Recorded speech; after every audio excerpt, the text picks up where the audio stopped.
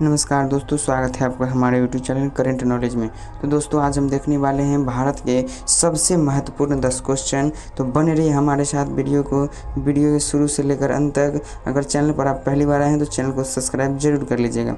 चलते हैं first question की तरफ। तो आपका पहला क्वेश्चन क्या है? महात्मा गांधी को सर्वप्रथम राष्ट्रपिता किसने कहा? महात्मा गांधी को सर्वप्रथम राष्ट्रपिता किसने कहा? ए में है वल्लभ भाई पटेल, बी में क्या है JL नेहरू, सी में क्या है सुभाष चंद्र बोस और ऑप्शन डी में क्या है चंद्रशेखर आज़ाद। तो इसका सही जवाब क्या हो जाएगा?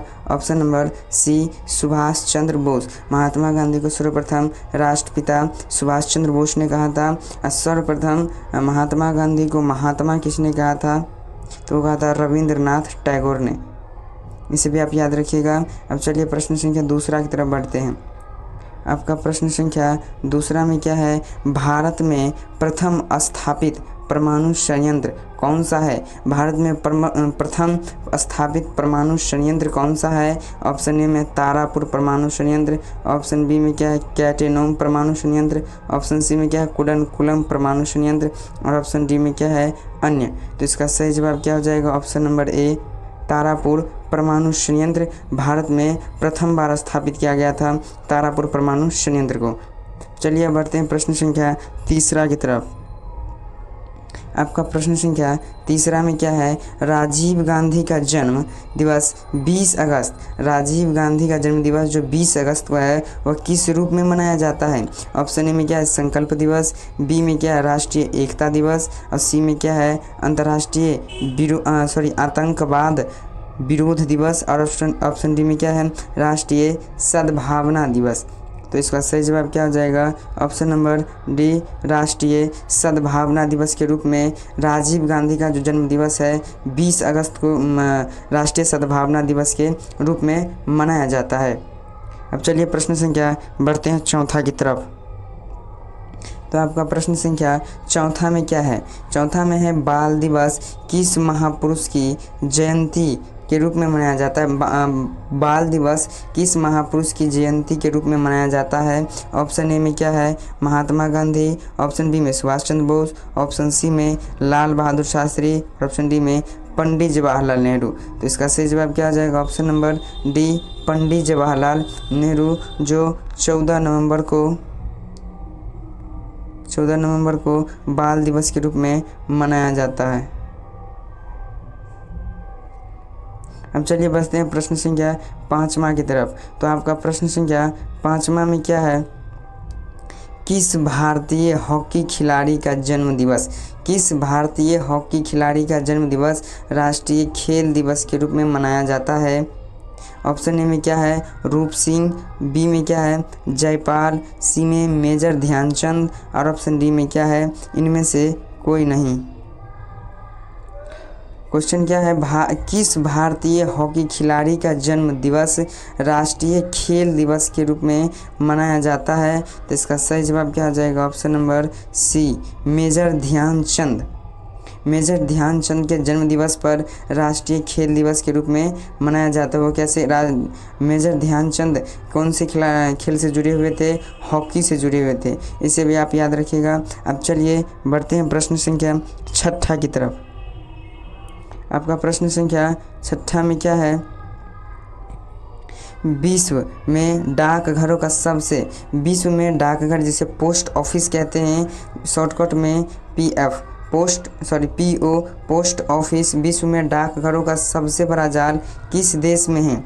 डाकघर जो है सबसे ज़्यादा किस देश में? ऑप्शन में क्या है चीन में, बी में संयुक्त राज्य अमेरिका शॉर्टकट में लिखा हुआ है, सी में क्या है भारत और डी में क्या है इंडोनेशिया। तो इसका सही जवाब हो जाएगा option number C Bharat. Bharat में जो है विश्व में सबसे ज़्यादा जाल जो है डाकघर का यानी पोस्ट ऑफिस का भारत में ही है। तो अब भारत में है तो कितना है लगभग में, इसे भी जानना बहुत ज़रूरी है। तो चलिए अगला प्रश्न इसी को देख लेते हैं। प्रश्न संख्या सातवां में क्या है? आपका प्रश्न संख्या सातवां में है भारत में डाकघरों की संख्या लगभग में कितनी है? अनुमानित कितनी है? 1.2 लाख। इसका मतलब हुआ 1,20,000। 1.2 लाख, इसका मतलब हुआ 1,20,000। पहला में क्या है 1,20,000, बी में क्या है 1.5 लाख, सी में क्या है 1,70,000 और डी में 1,90,000। तो इसका सही जवाब क्या हो जाएगा? Option number B 1.5 lakh. Bharat में डाकघर लगभग कितनी हैं? 1.5 लाख करीबन है। यह अनुमानित लगाया गया है, एग्जैक्ट नहीं है। चलिए बढ़ते हैं प्रश्न संख्या 8वां की तरफ। आपका प्रश्न संख्या 8वां में है, भारत में डाक सूचकांक प्रणाली की शुरुआत किस वर्ष हुई? भारत में डाक का जो है भारतीय डाक, भारत में डाक सूचकांक प्रणाली की शुरुआत किस वर्ष हुई? ऑप्शन ए में क्या 1952, ऑप्शन बी में 1998, ऑप्शन सी में क्या है 1972 और ऑप्शन डी में क्या है 1970 में। तो भारत में डाक सूचकांक जो प्रणाली है 1972 में स्थापित किया गया था।